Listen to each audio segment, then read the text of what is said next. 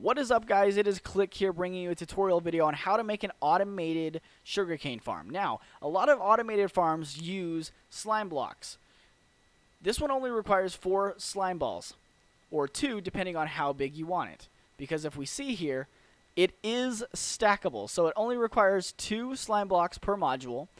And so this is how it works. So the sugarcane grows, and then when this last one right here grows 3 blocks high, the observer block sees it, updates a redstone output on the other side, wraps around, and activates these pistons. It sounds rather simple, and it is, because this is for like starting out on the server.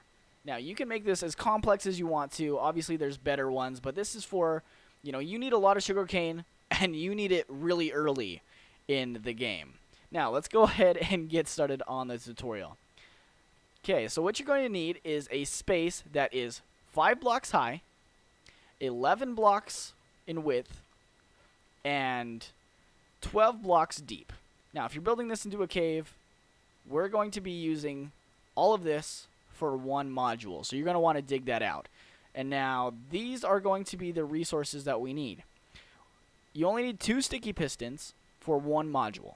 So put that into account. You're going to need your building blocks, your water, obviously, the sand and the sugarcane, and then the observers, and that's pretty much it here. And so, what we're going to want to do here is come 2 blocks out, and this is going to be the wall right here. That's the back wall.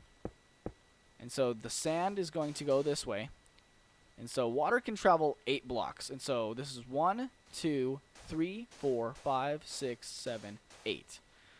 Okay, so that is how deep that needs to be. And then we need to place the chest out here. This is going to come into here. Oops. Keep jumping around. Why am I jumping around? Oh, it's because I'm not flying anymore. And then this is the front wall. Okay. This will be the front wall. And you can place your water. You can grab your sugarcane. Plant it so it's growing while you're making it, because, that's what's the point.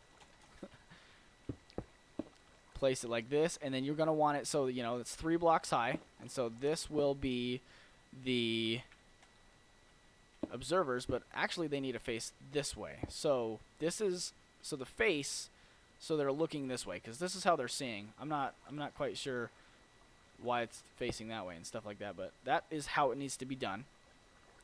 Then you take your building blocks again, and you just stack it up this way.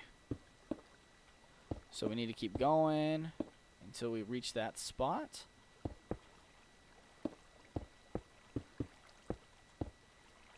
Okay.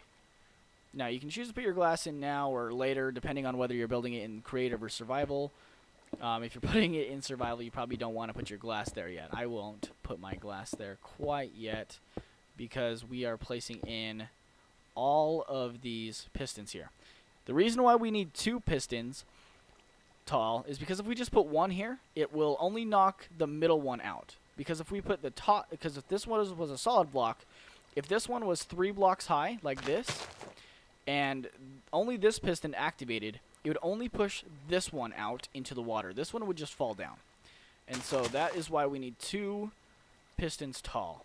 And so we just do the same on the other side with the pistons. Alright, and then just kind of, for aesthetic reasons, just kind of close it off like that on this side. And then what you're going to do is you can take your building blocks, or you can come and make actually circuit blocks. And I forgot where the wool is. There we go. So I'm going to use the lime green wool, the yellow wool, and I'm not making the kill switch in this one. But what you're going to want to do is bring this around. I'm going to use the green wool for this. And so you're going to want to place your building blocks just like that. And so, it's on this one and on this one. put the repeaters with 0 ticks right there. And then, oops, seal it off. Just like that.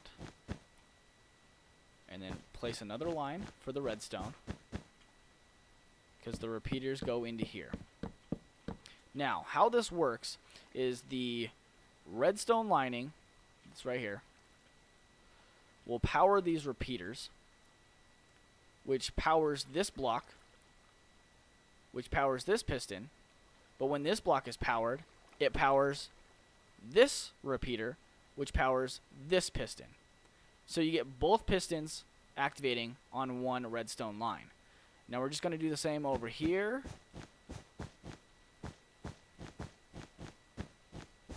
Place in the repeaters.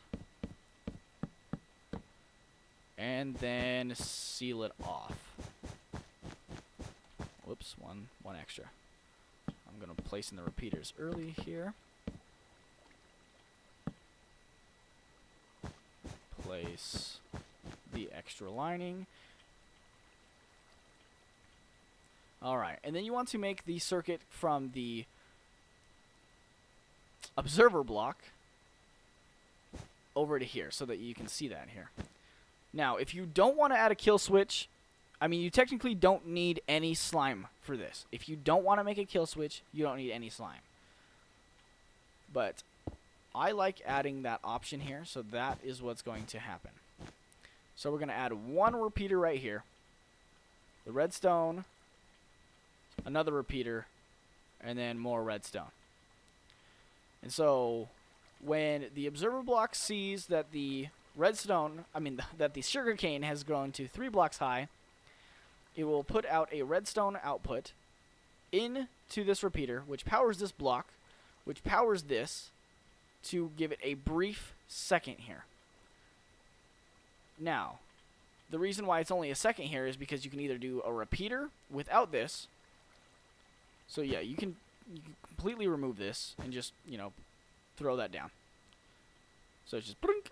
Or if you want the kill switch, this is also another option, so it only powers it for a brief second. Now we're going to make this same thing over here. Put it down. Oops. I need a repeater there. Repeater there. And I'm sorry if I'm going too fast for you guys, but you guys can always pause the video. Place that there. And then, just seal it off. And so, just kind of seal it off. Now, if you do want to make this stackable, all you have to do is remove this middle line right here. All you have to do is remove this middle line, grab a sign, and I like to do it for aesthetic purposes, but I like to switch it up. But then you'd place your sand in here, and then your water would be, running down again. But I'm not going to show that. I'm not going to show the kill switch either. This is it. It's not too fancy, not too big. It's just, just super simple, automated sugarcane farm.